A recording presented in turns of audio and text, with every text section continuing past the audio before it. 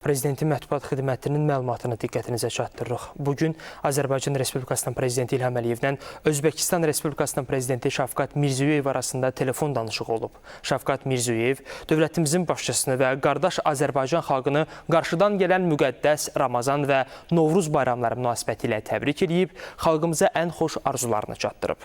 Prezident İlham Əliyev təbriklərə görə təşəkkürünü bildirərək, öz növbəsində Şavkat Mirziyoyevi və qardaş Özbək xalqını bayramlar münasibəti ilə təbrik edib, Özbəkistana gələcəkdə də firavanlıq və rifah arzulayıb. Telefon söhbəti zamanı eyni zamanda Azərbaycan-Özbəkistan strateji müttəfiqliyi münasibətlərinə toxunulub, əlaqələrin bütün sahələrdə uğurla inkişaf etməsindən məmnunluq bildirilib. Azərbaycan və Özbəkistan prezidentləri yaxın şərqdəki mövcud vəziyyətdən narahatlıqlarını ifadə edib, gərginliyin siyasi diplomatik yollarla həllinin vacibliyini vurğulayıblar. Telefon danışığı əsnasında həmçinin qarşılıqlı maraq doğuran məsələlər və gələcək təmaslara dair fikir mübadiləsi aparılıb.